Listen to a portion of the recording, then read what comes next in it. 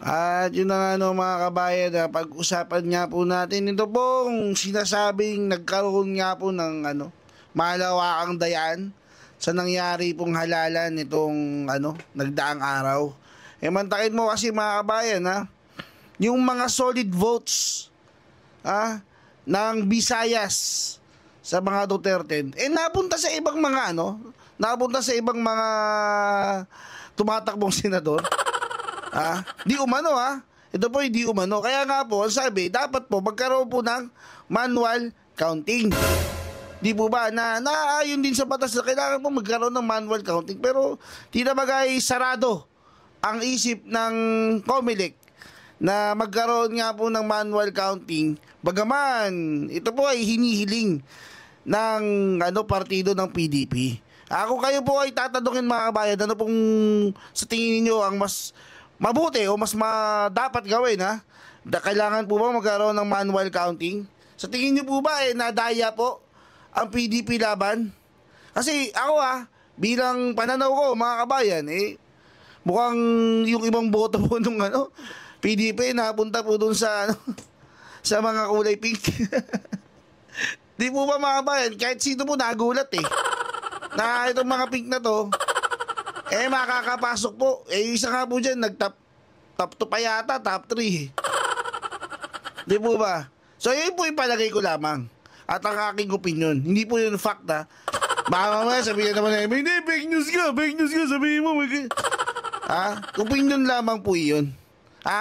Sa tingin po ninyo, kayo po mga kababayan, nagkaroon po ba ng dayaan itong halalan na to? Kasi may nagsasabi na ito daw pong halalan, mga kabayan, testing ground.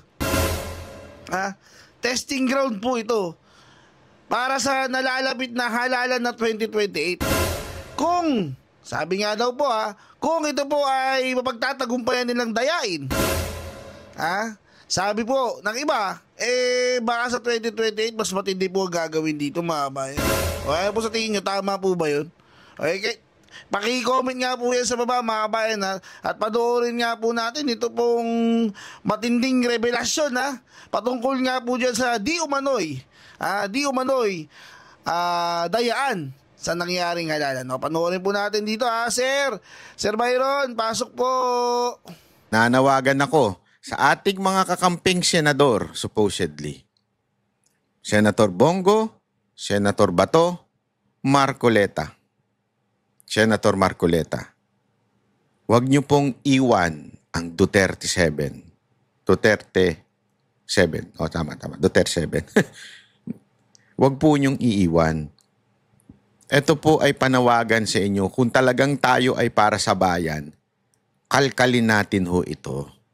Alamin po natin at siguraduhin po natin na talagang walang nangyaring dayaan. Hindi pwede kasi ba yung pinipilit lamang ng grupo na ito? Yung tinatawag na hybrid. Diba? Pag bumoto ka, ipapasok mo. Walang problema doon. Pero pag sa counting na, dapat imamanual. Muna. Tapos, tsaka itatransmit na pwede na yung automation na, yung through kung ano man way of transmission nila. Pero at least, merong record manual. Ano ba ang naging resulta ng presinto na ito? Yan. Diba? May check and balance. May nag-manual, meron ding nagbilang ng automation. Dapat magtugma yun. Pag hindi nagtugma yun, ay sandali. Merong kumalikot ng computer na yan. Simple lang At yan po ay nasa batas. Nasa batas po natin yan. Bakit hindi ginagawa ng COMELEC? Ano to? COMELEC nga? Di ba simpleng-simple lang. Hindi nananawagan na palitan ng kung anong machine, palitan si chairman. Hindi. Simple lang. Pumili lang tayo ng ilang presinto na i-manual natin. Bilangin natin manually. Tapos itugma natin. Tumama ba? Kasi mantakin mo. Boboto ka. Pasok mo sa computer, tapos magta-transmit na. Yun na yun. Anong check nun? Wala. Yung nga lumabas na ibinoto mo, lumabas Paano mo sasabihin na check yun? Nagigets mo? Doon pa lang sandali, katarantaduhan no itong eleksyon natin. At mga kababayan, ito ang pinakapundasyon ng ating bayan. Hindi mababago ang ating bansa hanggang bulok ang sistema ng eleksyon. Bakit? Mananatiling mananalo at mananalo ang may pera. Ang kayang magbayad para imanipula ang eleksyon. Mananalo at mananalo. So kung ang isang tao, inalok nga, remember inalok po ng 400,000, 400 million. Hindi ko na lang sasabihin kung sino, pero napaniginipan yan ng asama ko, pero ako alam ko totoo yan. Inalok ng 400 million, ipapanalo ka namin. Buti itong tao na ito maprinsipyo, makadiyos, at talaga namang may paninindigan laban sa korupsyon. Ang sagot niya, gusto kong tama ang pagkapanalo, hindi dahil sa korupsyon. Kasi mantakin mo, ang bukang bibig mo, bitay sa mga korupsyon, tas magbabayad ka ng 400 million para manalo ka. Tama, mali. So hindi ho siya kumagat. Hindi ko na lang papangalanan to kasi I'm not authorized to say his name. Hindi ko na lang papangalanan to, pero hindi niya kinagat yung 400 million dahil prinsipyo ang tao na ito, zero corruption. Yeah? Hindi niya ho kinagat. Isipin nyo na lang. Kaya nga ako nagulat Kasi the same 400 million na nahuli sa Cebu, kanino ibibigay yun? Yun ba ibibigay sa... Ewan, no comment. May alam pero hindi ko sasabihin. Akin na lang. Sa Cebu pa talaga.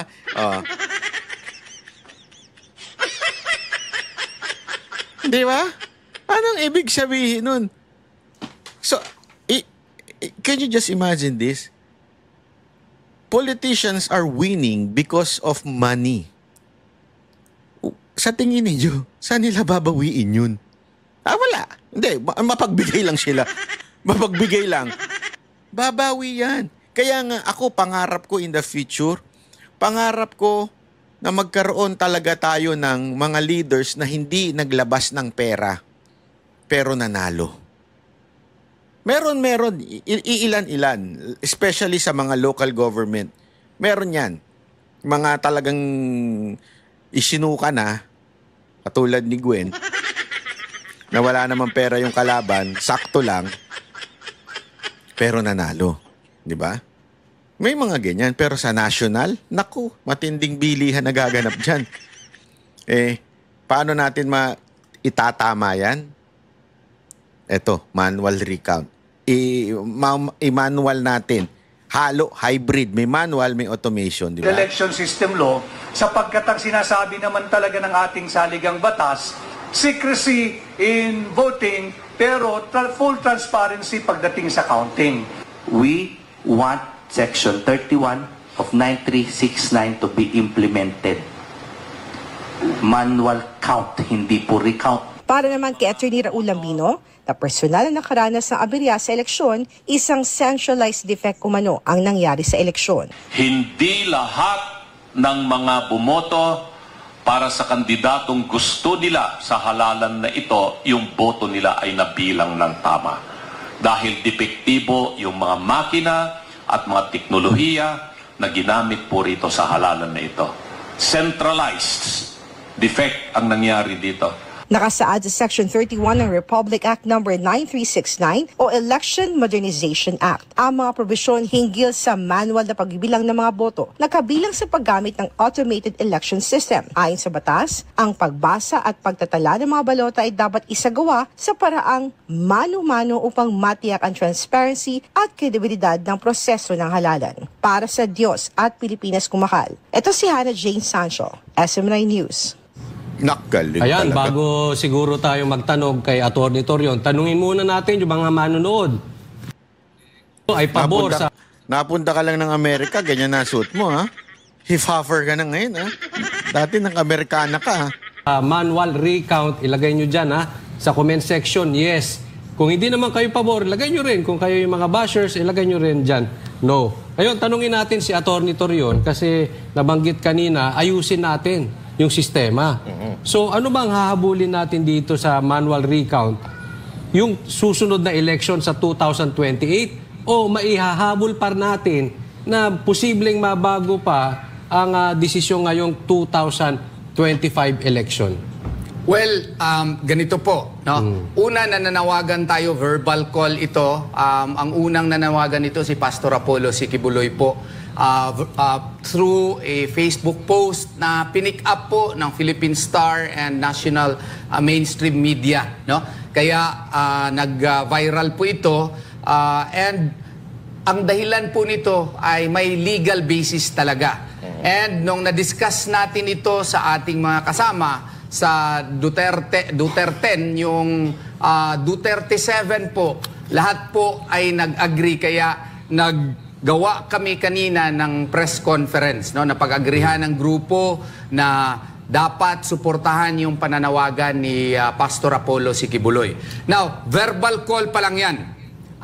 Later on, pina-finalize natin yung manifestation. Una, hiwalay yung opinion ng grupo. Supposedly, manifestation with motion to suspend proclamation. After much discussion po, baka sabihin po ng mga nasa kabilang kampo na, sur-loser lang yan kasi mga talunan yan. Kaya, ipapasuspend nila yung proclamation. Naging unanimous yung decision na i-follow din si Pastor Apollo Sikibuloy. Ay, ano yun? Na maski i-conduct yung manual counting, kung aakyat yung boto nila, hindi sila uupo. So kaya, winala ko yun sa aking draft ng aking manifestation with motion. Yung ipasuspindi yung proclamation. I-proclaim kung sino yung nanalo nila. Ayan. Malinaw sa mga, pasensya na, sa mga ulul dyan na nagsasabing bitter lang, kaya po ginagawa itong panawagan nito. Hindi po tinanggal na doon sa manifestation na sinasabi na i-delay ang proclamation. Hindi. I-proclaim nyo na. Walang problema sa amin yan.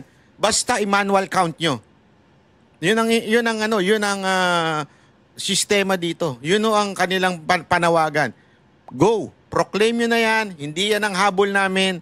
Ang habol lang namin dito, kapanatagan ng puso. At sa susunod na eleksyon ay dapat manual ang counting. Hybrid. Ika nga, manual ang counting, i-compare dun sa automation, tas isi-send dyan, dun talagang sa main na bilangan. Pero at least, merong manual counting. Hindi na hocus-pocus sa SD card. O di kaya na hocus-pocus through the online. Di ba? Ang linaw ho niyan eh. Pero, dapat mag-conduct ng manual counting. Anong legal basis na naman ito? Ang legal basis ito, motu proprio powers ng Commission on Elections. Because under the 1987 Constitution po, binigyan ng power ang Commission on Elections to be the sole and exclusive body to conduct an election or conduct elections here in our country. Pero may mandate po that the election should be honest, hope-free. Kaming mga law students noon, hope-free. Ano yun? Honest, peaceful, hope-free. Free, credible elections. Yeah. Pero, ang nangyari kasi dito, hindi po credible. Ang dami pong mga tanong. So, kailangan babalik ang Commission on Elections sa rason bakit sila nandyan na-mention talaga sa 1987 Constitution. Since the credibility of the election is under attack, so kailangan motu proprio, on their own, mag-conduct sila ng manual counting kasi yun po ang nakasaad sa batas. Posible ba yan after the elections? Motu proprio po. Pwede yan gawain ng Commission on Elections. Ano yung motu proprio? On its own. Kasi motu proprio, it's on its own. Kala ko kaano-ano ni yung artista. That's part of the powers of the Commission on Elections as the election body in the 1987 Constitution. Second, ano pang gagawin natin? Kung hindi po sila susunod dyan, magpa-file po tayo ng supplemental petition po sa Supreme Court. No? If you will remember, yung PDP Laban po, ginawa po nila akong abogado at saka in my own personal capacity rin, na sumama din sa akin si Attorney Vic Rodriguez, si Attorney Jimmy Bondok, si Attorney Raul Lambino, no? Nalista nga din si Attorney Glenn Chong doon sa aming petition for mandamus and prohibition. Ano yung mandamus? Para ma-implementa yung Section 31 of 9369 sa domestic voting na dapat may manual counting of votes in the precinct level. Ano naman yung prohibition?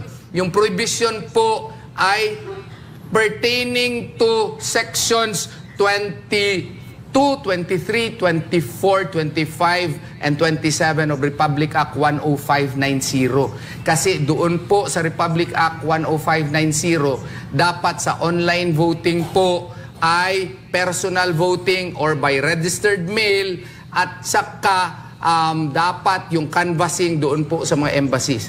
Wala pong batas on online voting, ngunit inimplementa ng Commission on Elections. Kaya nga, kailangan na ma-mandate or ma-ordered by mandamus ng Supreme Court yung Commission on Elections para ma-implementa yung Section 31 na manual counting sa domestic voting at ma-prohibit sana yung online voting kasi sa overseas kasi wala pong batas niyan.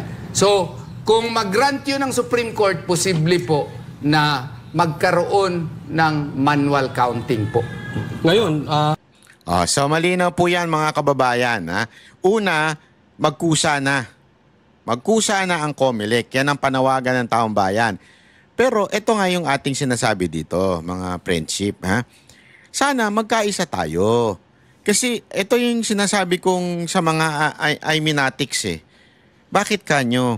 Kasi itong mga Iminatics, so sabihin na natin itong mga IME vloggers, itong mga nanahimik na porket nanalo si IME. Napapaghalataan tuloy na talagang kayo ay employed ni IME. Di ba? Huwag kayo manahimik. Hindi yan ang pinaglalaban natin. Hindi si IME yung pinaglalaban natin. Nahalata tuloy kayo masyado eh. Ang pinaglalaban natin dito, hindi na natin pinaglalaban na yung 7 manalo pa. Hindi yun. Hindi na nga sila lahat sila in favor na doon sa sinabi ni Pastor Kibuloy na kahit ano mangyari, hindi na silang gusto makinabang. 'Di ba? Ang sinasabi natin dito yung 2028 election. Magkaisa tayo. Yung mga topic nyo halatang-halatang eh. 'Di ba? Ayun lang nga sa akin. Huwag natin tigilan ito. Bakit kayo tumitigil na ipaglaban ito porket nanalo yung boss ninyo at dire-diretso yung retainers nyo? Huwag ganun. Nakakahiya naman tayo sa... Kasi alam mo, kaya nga ako inis na inis eh. Ang dami yung nag-message sa akin pagkatapos ko nilabas yung tungkol sa PDP. Alam nyo, ako kasi ang tipo ng taong hindi ako humahalik sa puwet ng kahit sino mang tao. Tandaan nyo yan. Even with the... Baka sabihin ninyo, kay Duterte. Hindi. If I don't like something, I don't like. I don't care. Hindi mo sinagpapalamon sa akin eh. Kay Pastor Kibuloy sa KOJC, hindi din. If I see something wrong, pupunayin ko yan. Kung sa tingin ko may maling move, pupunayin. Nagkakataon lang talagang pareho kami ng puso. Ito walang biro ito Yung puso ni Pangulong Duterte parang pareho ng puso ni Pastor Kibuloy. Kaya nagkakatugma-tugma kami. Kasi yun yung gusto namin mangyari. Halimbawa ito, ang ganda eh. Tingnan yung initiative ni Pastor manual recount tayo. Tapos kahit manalo ka siya, hindi siya papayag na maging senador. Out na siya. Ginagawa na lang niya ito for the 2028 election. Mga kababayan, lalo na yung mga Iminatics dyan, umimik kayo. Kung hindi kayo umimik, mahahalata talaga na si Aimee lang ang kinampanya ninyo. Kung kayo ay Duterte supporter talaga, mag-ingay kayo dito sa manual recount. Pag nawala na naman itong issue na ito, ay naku po, 2028, wala na. Alam na natin kung sino panalo. Kahit pagbalibaligtarin mo yan. Oo, mahihirapan pag sobrang laki ng margin. Kasi ganyan na nangyari. Kasi baka sabihin nyo iba, so ibig mo bang sabihin sila Bato, sila Bongo, at sila Marcoleta, kaya nanalo dahil dinaya nila? Hindi yon. Wag kang tanga. Ikaw naman.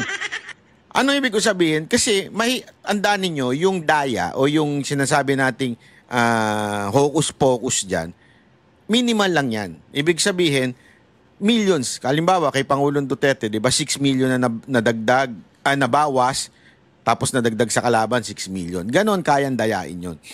Sigurado naman ako, because of the INC support, malamang sa malamang din, malaki masyado yung margin nila Bongo o kaya ni Bato at saka ni Marcoleta.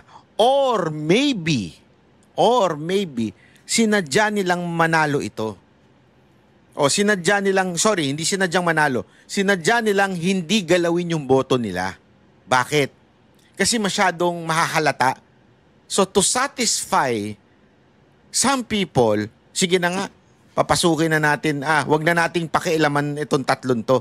Ito na lang ang pakikialaman natin, yung medyo mas maingay. Hindi, aminin na natin, di ba? Kasi nga po, una-una, hindi nila pwedeng pakialaman ang boto ni Marcoleta. Ma-OOB silang sobra. Dahil ang lakas talaga ni Marcoleta. Sinuportahan pa ng INC. So talagang malakas talaga si Marcoleta. Si Senator Bongo, malakas talaga. At si Bato, naku po, pag yan sa Mindanao, Visayas, grabe po yan. Napakagaling niya sa kampanya. Anong ibig ko sabihin? Yung mga nasa baba, yun ang ilalaglag. Yung mga 10 to 12 to 15, yan ang mga nilalaglag. Yan yung kaya nila. Actually, mula sa 7 and 8, kaya pang ilaglag yan hanggang 13, 14. Di ba? Matindi ho yun. Kaya sana, ako'y nakikiusap sa mga IME vloggers, IME natics. Pansinin natin to. This is not about Pastor Kibuloy. This is not about the Duterte 7, not Jimmy Bondoc, not Attorney Hinlo, not kahit sino sa 7, Attorney Rodriguez, hindi po tungkol sa kanila to. This is about 2028 election. Maawa tayo. Hindi lamang po presidenteng iboboto natin sa 2028. President, Vice President, even senators, and another set of congressmen. Di ba? Congressmen. Ang English mo, kinamatis. Congressman. Basta yun na yun. Huwag kang maarte dyan, banat bay, ha? Di ba? Naintindihan niyo ibig ko sabihin? Sana lang magkaisa tayo dito sa panawagan na ito. Di ba? Yun lang ho sa akin, ha? Di pa tayo ng topic. Ano pa topic natin? Sabi ko